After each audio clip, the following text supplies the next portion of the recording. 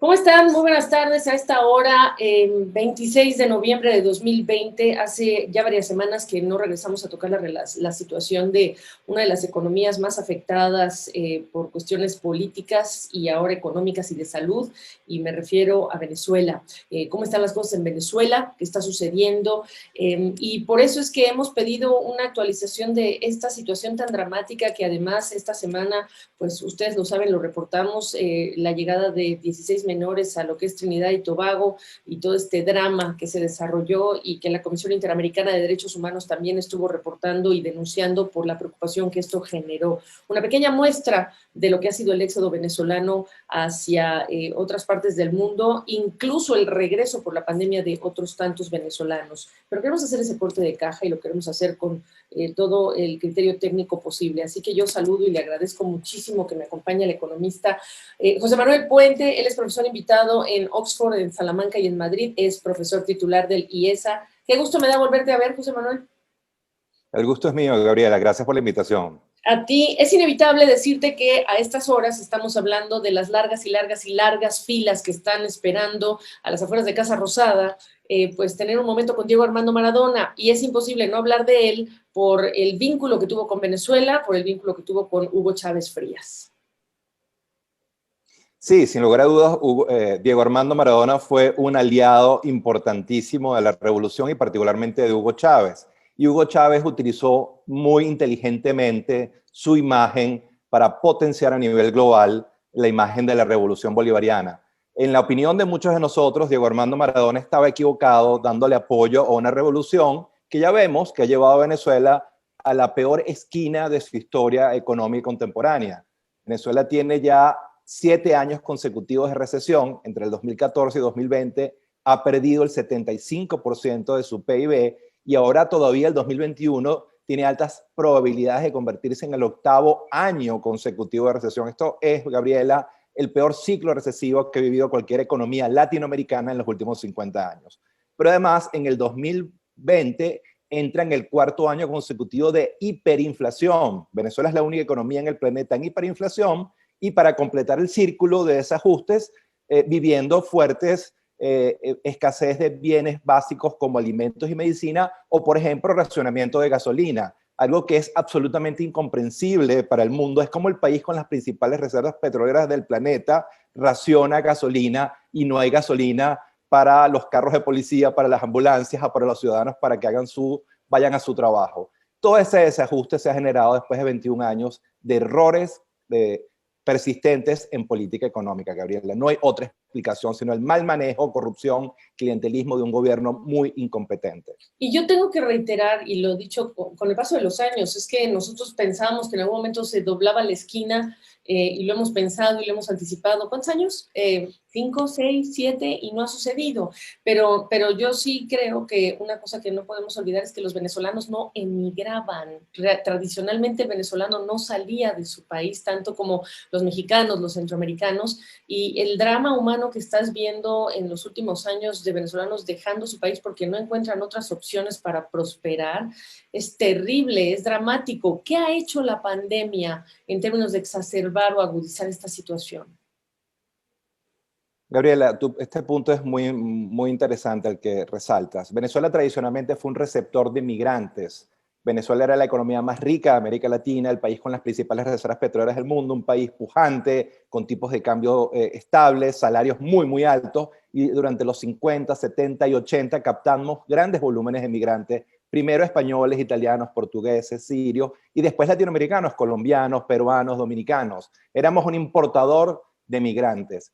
Y a partir del 98, 99, que se inicia el proceso revolucionario, comienza un proceso de expulsión de venezolanos hacia el resto del mundo, dadas las condiciones muy negativas en lo económico. Y Venezuela es hoy ya, sin lugar a dudas, el éxodo de población más grande que ha vivido América Latina en su historia. Estamos hablando de que en los últimos 21 años han salido a Venezuela entre 5 y 6 millones de venezolanos, y lo que era una crisis en principio económica se convirtió en una crisis social y se convirtió en una crisis humanitaria y en el éxodo de población más grande que ha vivido América Latina en su historia. Es decir, esto ha terminado en una esquina muy oscura, expulsando a 5 o 6 millones de venezolanos y haciendo que la población de Venezuela hoy sea 28 millones de habitantes, cuando debería ser entre 33 y 34 millones. Nuestra población, en vez de crecer, ha decrecido porque hemos exportado a muchos de nuestros jóvenes con formación académica, lo cual tiene un costo tremendo para Venezuela, haber perdido muchos de sus jóvenes mejor formados técnica y académicamente. La fuga de talento, escandalosa, fuga de talento que, por cierto,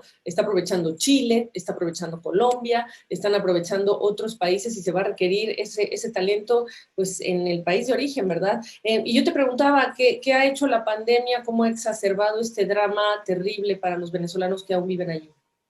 Sí, eso, por supuesto, la pandemia, las cosas iban muy mal. El ciclo de recesión venezolano comienza en el 2014, mucho antes de las sanciones, mucho antes de la caída de los precios del petróleo, mucho antes del coronavirus, pero ahora en el año 2020, esta variable exógena, coronavirus, la pandemia, evidentemente lo que ha hecho es profundizar, exacerbar, agudizar un desempeño económico y social muy negativo y ha generado y va a generar nuevas oleadas de migración.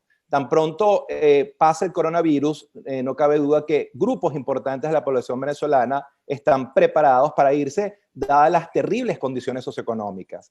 Gabriela, de acuerdo a la última encuesta en COVID, la última encuesta social que se ha hecho en Venezuela, que la discutimos en uno de tus programas, el 96% de la población venezolana vive en pobreza y el salario mínimo y promedio de Venezuela es el más bajo de América Latina. Por primera vez en 100 años, el salario mínimo y promedio de Venezuela es más bajo que el de Cuba o el que el de Haití. Obviamente esa situación socioeconómica tan apremiante, ese nivel de pobreza, genera todas las condiciones para nuevas olas migratorias. Y el coronavirus obviamente agudiza, profundiza esa tendencia de gente tratando de salir de Venezuela para tener un ingreso digno que le permita tener una vida digna que no tiene con un ingreso. El salario mínimo en Venezuela en este momento es de menos de $1 al mes. $1 al mes. Quiere decir que una parte importante de la población tiene que vivir con 6 o 7 centavos de dólar por día. Eso, bajo cualquier parámetro, es vivir en pobreza extrema. ¿Cómo contrastas lo que fue este capítulo de la masiva ayuda fiscal para los hogares, para las empresas, los ciudadanos en muchos países del mundo, incluyendo naciones emergentes, y la activación del Banco Central también para aliviar las condiciones de crédito para las empresas y las condiciones de crédito para los ciudadanos en otros países versus la situación de las autoridades de Venezuela para apoyar a la población? ¿Cómo contrastas lo que vivimos en algunos países del mundo versus lo que pasó en Venezuela? Eso es muy interesante porque Venezuela hizo todo lo que no debía hacer a lo largo de los últimos años. Veamos el caso extremo que es radicalmente diferente a Venezuela, el caso de Noruega. Noruega es un país que exporta cerca de 2 millones de barriles. Venezuela producía entre 2 y 3 millones de barriles. A lo largo de los últimos 20 años, Noruega ha ahorrado el 100% de su ingreso petrolero en un fondo de ahorro. Noruega ahora tiene los recursos para dedicar ayudas financieras a los ciudadanos noruegos, para auxiliar a sus empresas que están paradas por la cuarentena y para jugar de manera contracíclica en política fiscal y monetaria en contra del ciclo y poder recuperar crecimiento, abastecimiento y control de la inflación. En el caso venezolano, no. Venezuela, entre el año 99 y el año 2020, medido por balanza de pagos, ingresaron cerca de $1 billón. Eso es 1 con 12 ceros. Es realmente una cantidad de dinero extraordinaria. Pero ¿qué ocurre? El 100% de ese dinero fue gastado, malgastado, se fue por vías de corrupción, por vías de clientelismo, en proyectos que no tuvieron ninguna tasa de retorno, y Venezuela ahora no tiene ninguna capacidad de ayudar a sus ciudadanos con un salario mínimo de supervivencia, no tiene la capacidad de ayudar a las empresas para recuperarse de este ciclo de cuarentena y mucho menos la posibilidad de hacer política contracíclica para recuperar crecimiento. Entonces ahí vemos, y con esto cierro la idea, cómo el problema no es el petróleo, el problema es cómo manejas el petróleo. El petróleo bien manejado, Noruega, es una bendición de Dios. Claro. El petróleo mal manejado, Venezuela, es una maldición del diablo. Y Venezuela, después de este boom petrolero, que es el más grande y en intensidad y duración de su historia, se encuentra en el peor ciclo recesivo y en hiperinflación y con gran nivel de escasez. Toda una paradoja de política económica. No, pues si me permites sustituyo el término el petróleo bien manejado y mal manejado por el talento bien manejado y el talento mal manejado, porque Asia nos da una cantidad enorme de ejemplos donde el talento bien manejado o los ciudadanos bien manejados en términos de estrategia te generan un país que aunque no tuviera petróleo no estaría, no necesita, digamos, voltear al piso, sino mirar a la gente con la que cuenta para progresar. Ahora, ustedes los economistas, y tengo dos preguntas más, ustedes los economistas hablan mucho de crecimiento potencial. Todo esto que ha sucedido en tantos años, ¿qué representa en el concepto del potencial crecimiento de Venezuela? Bueno, ahora Venezuela vive una gran crisis y salir de aquí no es fácil.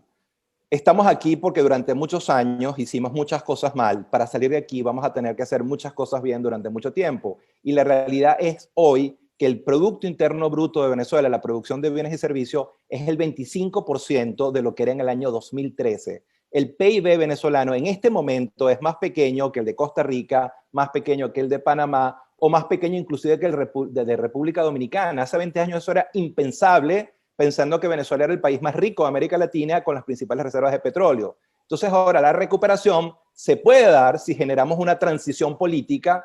Hay que tener muy claro que el primer paso para una reconstrucción económica de Venezuela es generar una transición política. El presidente Nicolás Maduro no puede ni quiere llevar a cabo esa reforma. El programa de estabilización que tenemos que instrumentar, Gabriela, requiere de grandes volúmenes de ayuda financiera internacional de los multilaterales y de la comunidad internacional para poder reconstruir la economía, recuperar la senda de crecimiento y supongamos que la economía crece al 7%, que es una tasa altísima en los próximos 10, 11 años. Bueno, necesitamos 10 años para recuperar el PIB, la producción que hemos perdido en los últimos 20. Es decir, no hay soluciones fáciles, no hay soluciones rápidas, hay soluciones, pero hay que seguir construyendo con resiliencia y Venezuela ha caído en un foso donde ha perdido el 75% de su PIB en tan solo 7 años.